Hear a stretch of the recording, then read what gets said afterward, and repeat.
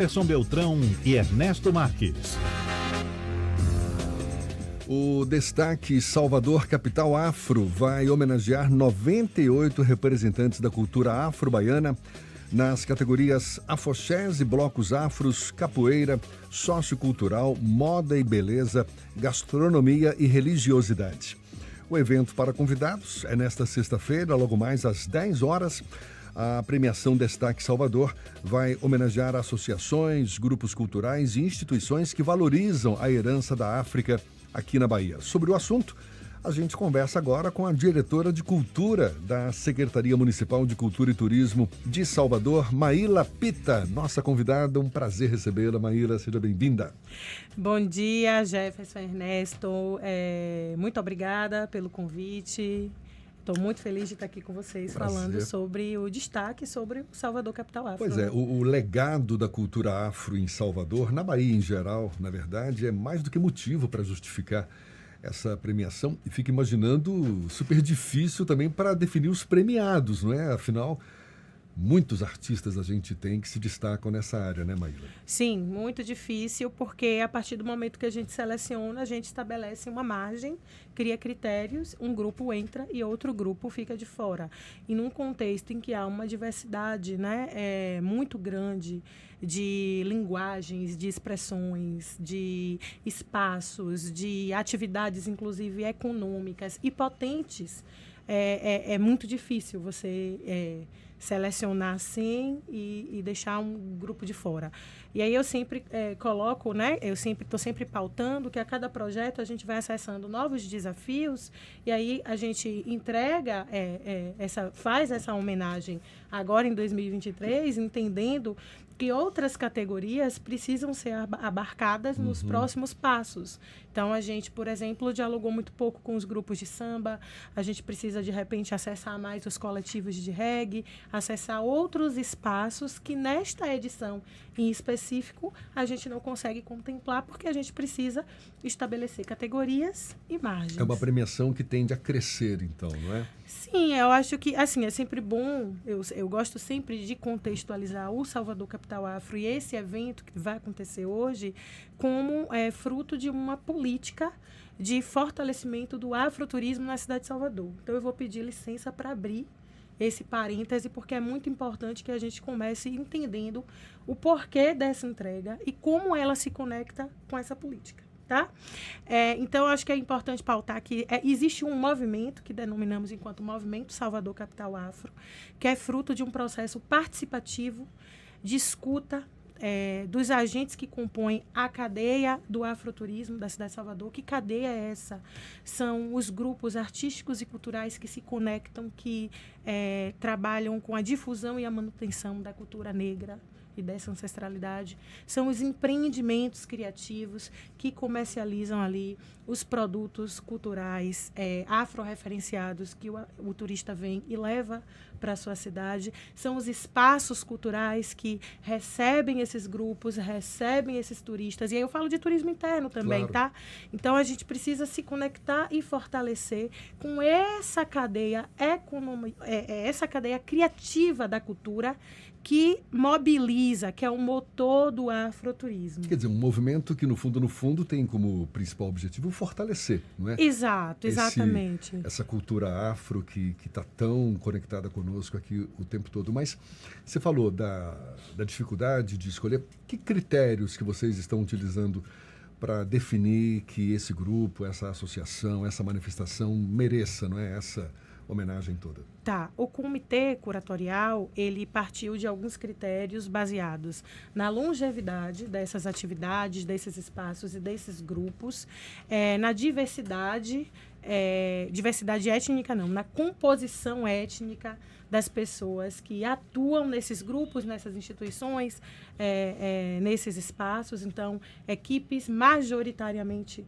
negras, políticas antirracistas como fio condutor do trabalho desenvolvido por esses grupos. Então, foi um conjunto de critérios baseados na responsabilidade étnica, racial, desses grupos, instituições e atividades na condução e no desenvolvimento dos seus respectivos trabalhos. Mas então são 98 grupos, instituições, etc., nessa edição. Né? Exato. Como são 98, que é um número grande, em algumas edições a gente não pode meio que saturar e começar a faltar quem tenha caldo para receber uma distinção dessa? Eu espero que não. Eu espero que não, porque a cena, ela é viva e ela se retroalimenta. Então, assim, quando a gente fala, por exemplo, da longevidade desses grupos, dessas atividades e desses espaços como um critério de seleção, a gente entende que a todo tempo tem surgido coisa nova e isso não é bom.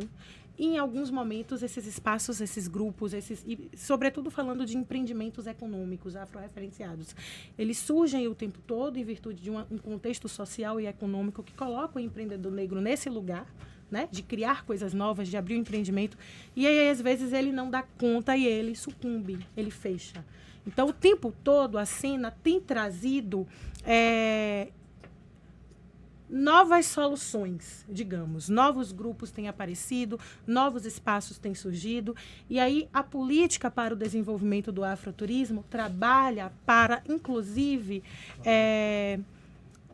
fortalecer esse caráter de longevidade desses grupos. Quando você falou assim, grupos, aproveitando que você fez o gesto para quem está nos acompanhando aqui pelo YouTube, você deve fortalecer. Além de reconhecer, de homenagear, de fazer uma noite de, assim, fazendo referência roçando ao aqui dinheiro. o polegar com o indicador, né? O gesto todo mundo conhece. Além de reconhecer, de homenagear, de fazer um dia grandioso como hoje. E como você falou que são várias ações articuladas, né, que envolvem, imagino, diferentes secretarias da prefeitura, tem ações de fomento também, que ajudem a sustentar, a manter essas instituições, movimentos, entidades, etc., vivas? Sim. Vou voltar para o plano de desenvolvimento do afroturismo. Eu não defendo tutela, não. Eu só estou perguntando se tem um empurrãozinho também. Não, a gente não trabalha com empurrãozinho, mas a gente trabalha com projetos estratégicos que colocam esses grupos e esses empreendimentos nesse lugar de fortalecimento. Então, quando a gente desenvolveu lá, a partir de um processo de participação social, o plano de desenvolvimento do afroturismo, a gente diagnosticou um cenário. E aí, a partir desse cenário diagnosticado, nós estabelecemos algumas prioridades, algumas estratégias para responder às fragilidades priorizadas pela classe. Então, por exemplo, o baixo potencial de retenção de recurso, por exemplo. Pouca visibilidade para os agentes que compõem essa cadeia. Pouca capacidade técnica para a gestão dos seus grupos e respectivos negócios. Para cada fragilidade dessa, a gente foi dando uma resposta estratégica.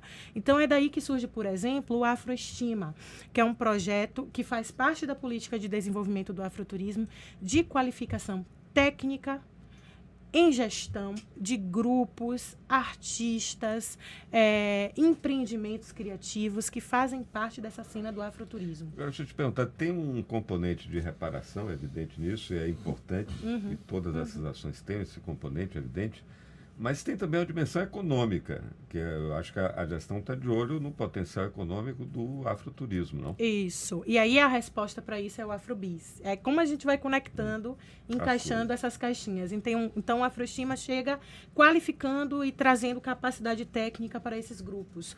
O Afrobis é uma plataforma de negócios que coloca aí, que articula essa cadeia criativa e que no diagnóstico aparece lá como um problema a desarticulação dessa cadeia, né, que tenta conectar e criar, fortalecer um ecossistema e colocar esse ecossistema em diálogo com investidores nacionais e internacionais. Então, rodadas de negócio foram realizadas nacionais e internacionais para colocar esses... A gente já tem indicadores de resultado?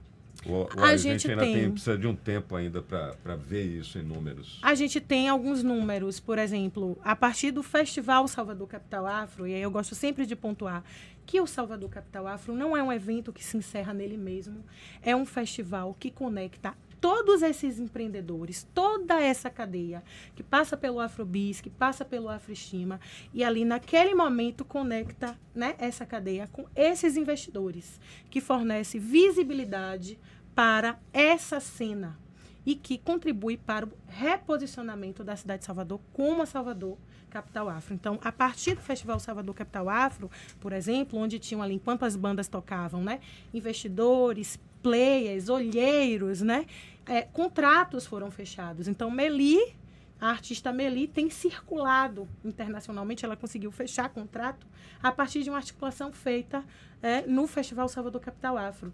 Mais de 2 milhões, 2,3 milhões de intenções de negócio foram assim demarcadas no Festival Salvador Capital Afro. Então, assim, a gente tem números que dão para a gente um caldo para entender, né, qual a efetividade dessa política e quais as fragilidades para que a gente possa fortalecer daqui para frente, porque é um caminho sem volta, viu? No meio do caminho, claro. Né? No meio do caminho. Claro, com o bonde andando. Muito legal, porque, como você bem falou, né, para fortalecer, para ter Salvador como referência do afroturismo nacional e internacional, não é? Essa premiação está marcada para logo mais às 10 horas. Como é que vai ser? Vai ter show, vai ter a apresentação dos premiados? O que está previsto? A gente vai, na verdade, é um momento de celebração. Então, a gente tem um espaço institucional, mas também um momento artístico de exaltação e demarcação da potência da cultura negra. Então, tem um trabalho artístico e curatorial aí que foi feita por Hidson... Me ajude. Hidson, cadê o nome dele que está bem aqui? Hidson Reis. Hidson Reis, que fez aí um trabalho incrível ao longo desse último mês. Então vai ser muito artístico, um trabalho cuidadoso, musical e para convidados, né? É um momento de integração e celebração com essas pessoas convidadas, com essas instituições e esses grupos convidados. Portanto, são 98 representantes da cultura afro-baiana, nas diversas categorias, afoxés e blocos afros, capoeira, sociocultural, moda e beleza, gastronomia. Hoje o bichinho do Ram me pegou aqui. E religiosidade também, muito legal, né? Sim, e aí entendendo, né, os espaços de culto de matriz africana, afro-brasileira, por exemplo, como espaços de resistência na manutenção, né, da identidade negra na cidade de Salvador. Então, é muito importante demarcar pelo ponto de vista da resistência e da manutenção da tradição. Maíla, muito legal, parabéns, viu, pela iniciativa, e a gente vê que você fala com toda a vontade, está toda envolvida aí nesse projeto, que seja um belíssimo evento e que de fato represente uma semente a mais, não é, para esse movimento que tem tudo para se fortalecer, fazer de Salvador de fato uma referência para o turismo afro, referência nacional e internacional. Então, parabéns. Maíla Pita, que é diretora de cultura da Secretaria Municipal de Cultura e Turismo de Salvador, aí também à frente desse projeto. Parabéns, sucesso e até uma próxima. Então, muito obrigado. Muito obrigada. Só um adendo. Por favor. O destaque resulta numa publicação que reúne todos esses grupos, organizações, manifestações. Enquanto destaque, essa publicação ela vai ser distribuída, temos ela fisicamente também disponibilizada no portal do Salvador Capital Afro. Então, por favor, acessem e repassem esse conteúdo. Com certeza. Valeu, dado o recado. Obrigado mais uma vez. Bom dia, Maíla. Pita. Agora, 7h48 na tarde, FM.